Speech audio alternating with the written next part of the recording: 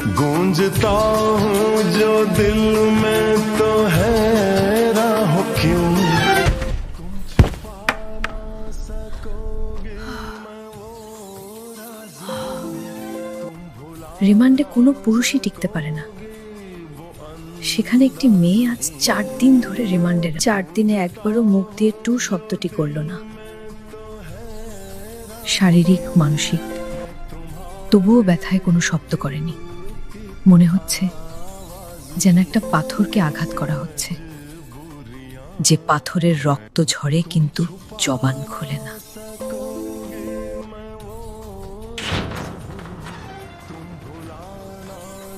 সম্ভব না।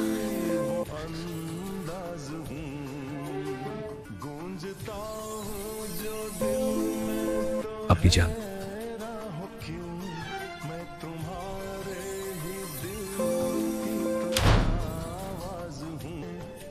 আপনার সাথে আজ আমার প্রথম দেখা। মেয়েটি চোখ তুলে তাকায়, ঘোলাটে চোখ, কাটা ঠোঁট থেকে রক্ত ঝরছে, চোখের চারপাশ গাঢ় কালো, চোখ দুটি লাল। মা বাবাকে মনে পড়ে?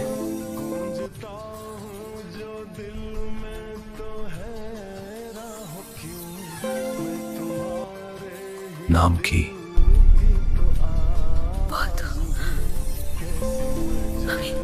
আমি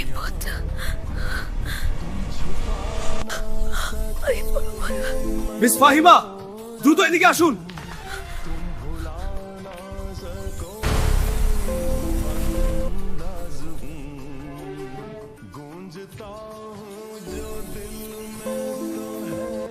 আমি আমার মেয়ের জন্য পাত্র চাইনি, তবুও বারবার কেন আসেন আপনি? এইবার যে পাত্র আনছি একেবারে খাঁটি হীরা। কতবার বলেছি আপনাকে, পদ্মর বিয়ে আমি এখনই দেব না। পদ্মকে অনেক পড়াবো। আপা, সময় কিন্তু থেমে থাকে না। মেয়ের বয়স আর কতই হলো? মাত্র 16। শামসুল আলমের মেয়ের বিয়ে হয়েছে 24 বছর বয়সে। যুবতী মাইয়া ঘরে রাহুন ভালো না। মেয়েটা তো আমাকেই বুঝতেন না।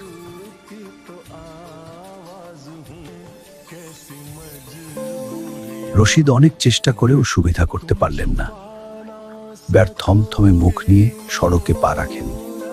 গ্রামে কি আর ছেড়ি নাই? একটা ছেড়িরেই কেন সবার চোখে পড়ে? প্রতিদিনই কেউ না কেউ আসবে পদ্ম জারকে চাওয়ার জন্য। আপা, এই আপা, স্কুলে খেলে না? না,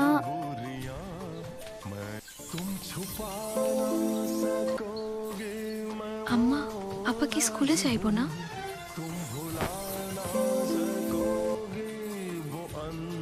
যাইব কি?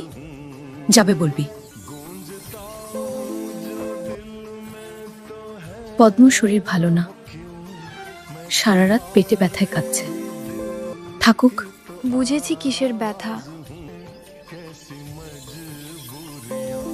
মেয়েদের পড়াশোনা করাচ্ছি অশুদ্ধ ভাষায় কথা বলার জন্য নয়, শুদ্ধভাবে কথা বলতে হবে। তুই মাথা নিচু করে যাবি, মাথা নিচু করে আসবি। আচ্ছা আম্মা। নিজেকে বারবার দেখি, কেমন যেন বদলে যাচ্ছি। ইদানিং খুব সাজতে ইচ্ছে করে। আম্মা সেজেগুজে স্কুলে যাওয়া পছন্দ করেন না, তাই তো আগে কখনো লিপস্টিক মাখিনি।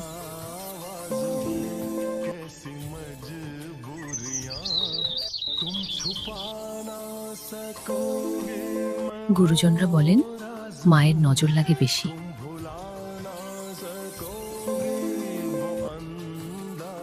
হেমলতা, গুরুজনরা বলেন মায়ের নজর লাগে বেশি, নজর কাটাতে বিসমিল্লাহ বলে ফু দিতে হয়।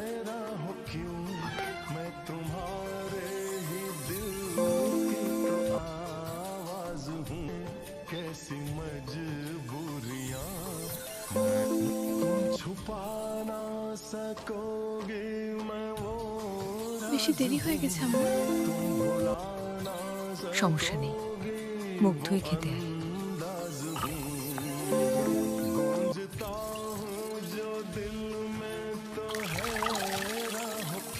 হেমলতা শিক্ষকের মেয়ে, তাই তার মধ্যে নিয়ম নীতির প্রভাব বেশি। মেয়েদের শক্তপোক্ত নিয়মে রেখে বড় করছেন।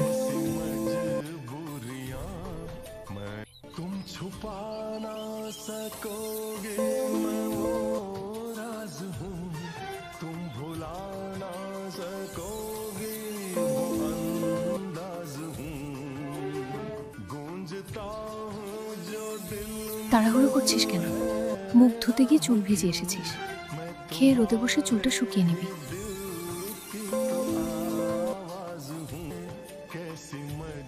আচ্ছা আম্মা। পূর্ণা, প্রেমা আসে নাই? পূর্ণা আসছে, স্কুলে গেছে।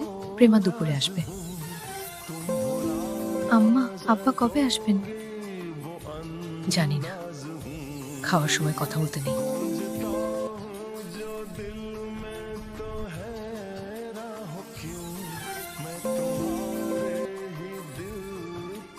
আমার জীবনে জন্মদাতা আছে ঠিকই, কিন্তু জন্মদাতার আদর নেই। আমি জানি না আমার দোষটা কি, কেন নিজের বাবা বাকি বোনদের আদর করলেও আমাকে করে না। আমি কি তোমাদের সত্যিকারের মেয়ে আম্মা? সন্তান হয় না বলে কি দত্তক এনেছিলে? আব্বা কেন মা এত অপমান? তুই আমার গর্ভের সন্তান, আর তোর বাবারই মেয়ে। এখন যা, পড়তে বস। অনেক পড়তে হবে তোর। পদ্মজার কেন জানি মনে হয় একদিন হেমলতা নিজ থেকে খুব গোপন কোনো কথা বলবেন, তবে সেটা যেন সহ করার মতো হয়। এই দোয়াই সারাক্ষণ করে সে। এত কি ভাবছিস? 8 গ্রাম মিলিয়ে অলন্দপুর। প্রতিদিন নিয়ম করে সন্ধ্যা রাত থেকে তেন্দুগাদ্ধা থাকে, আর সারাদিন তো বিদ্যুতের নামগন্ধ থাকে না। বিদ্যুৎ দিয়ে লাভটা কি হলো? আজ আমের আচার বানানোর কথা ছিল, সন্ধ্যা কাটতেই বিদ্যুৎ চলে গেল। কয়েক মাস হলো গ্রামে বিদ্যুৎ এসেছে। ভয় পাস না, আমি আছি।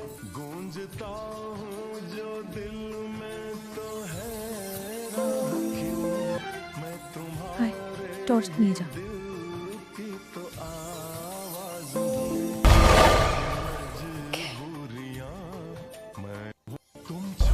কে?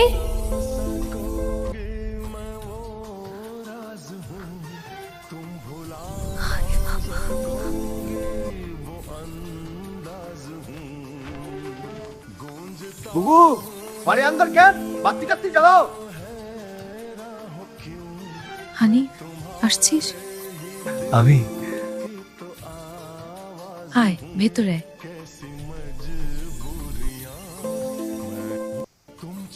তোমার ছেড়িগুলান কইতে? আছে রুমি, পড়ছে। এই আন্ধারেও পড়ে? হেমলতা কিছু বললেন না। হানিফ এই বাড়িতে আসলে কেন জানি খুব অস্বস্তি হয়, অকারণেই। ওদের খাওয়ার সময় হয়েছে, তুইও খেয়ে নে।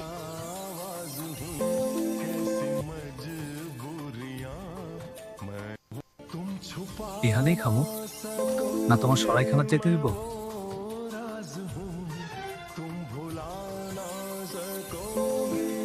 গ্রামে থেকেও হেমলতা খাওয়ার জন্য আলাদা রুম নির্বাচন করেছেন। সেটা হানিফের কাছে রসিকতাই বটে। খেতে চাইলে খেতে আয়।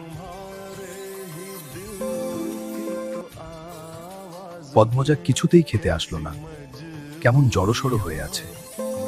মনে হচ্ছে হানিফকে ভয় পাচ্ছে বা অবহেলা করছে। হানিফ 6 বছর সৌদিতে ছিল, 3 মাস হলো দেশে ফিরেছে। 3 মাসে যতবার হানিফ এই বাড়িতে পা রেখেছে, ততবারই পদ্মজা অজুহাত দিয়ে দূরে দূরে থেকেছে। হেমলতার বিচক্ষণ মস্তিষ্ক মুহূর্তে ভেবে নিল অনেক কিছু, তাই জোর করলেন না। আজই এই লুকোচুরির ফয়সালা হবে। হানিফ পদ্মজাকে দেখার জন্য অনেক ছলচাতুরি করল, কিছুতে হানিফ পদ্মজাকে দেখার জন্য অনেক ছলচাতুরি করল, কিছুতেই সুযোগ পেল না।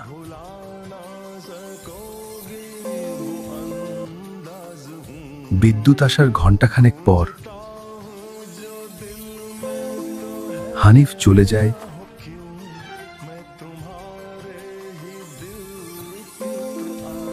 কতবার না করেছি লোকটার পাশে বেশিক্ষণ না থাকতে।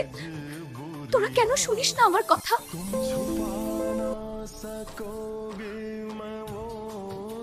তাহলে এখন কেন এমন বলছে?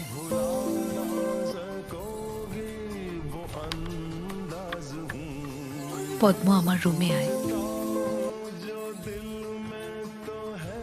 হেমলতা মেয়ের দিকে তীক্ষ্ণ দৃষ্টিতে তাকিয়ে আছেন। পদ্মজা নতজানু হয়ে কাঁপছে। সুন্দরীরা ভীতু আর বোকা হয়, তার দৃষ্টান্ত প্রমাণ পদ্মজা। হেমলতার খুব মায়া হয় পদ্মজার সাথে উঁচু কণ্ঠে কথা বলতে। পদ্মজা রূপসী বলেই হয়তো। কি লুকোচ্ছিস? হানিফের সামনে কেন যেতে চাস না? সে কি করেছে?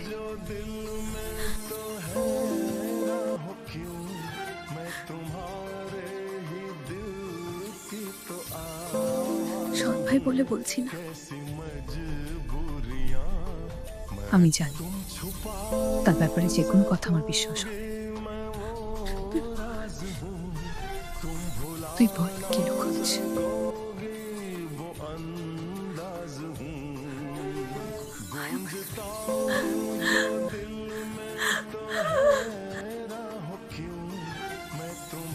কাঁদিস না, আয় আমার কাছে। বাড়িটা মোড়ল বাড়ি নামে পরিচিত। পদ্মজার দাদার নাম ছিল মিয়াফর মোড়ল। তিনি গ্রামের একজন সম্মানিত লোক ছিলেন। 6 কাঠা জমির উপর টিনের বিশাল বড় বাড়ি বানিয়েছিলেন 4 ছেলের জন্য।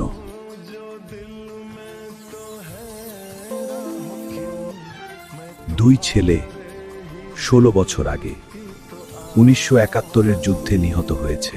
দুজনই টকবগে যুবক ছিল, আর একজন 8 বছর বয়সে কলেরা রোগে গত হল।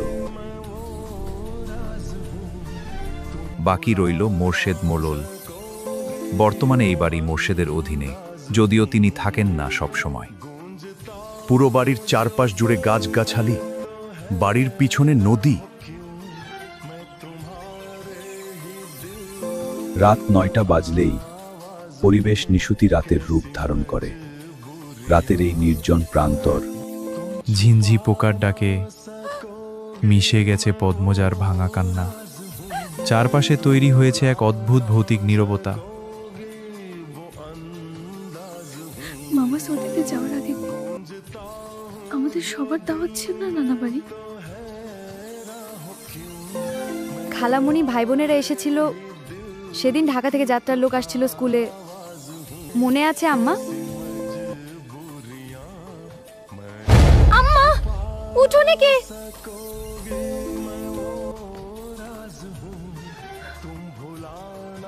আচ্ছা দিদি,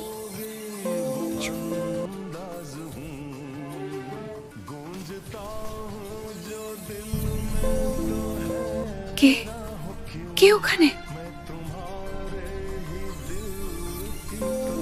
आवाज हूँ कैसी मजबूरियां मैं तुम छुपा ना सकोगे मैं वो। আসসালামু আলাইকুম, আমি পদ্মজা। আপনারা যদি পুরো উপন্যাসটি সিরিজ আকারে দেখতে চান তাহলে চ্যানেলটি সাবস্ক্রাইব করে পাশে থাকুন আর বেল আইকনটি অন করে রাখুন। सोचता हूँ जो दिल में तो है राह क्यों मैं तो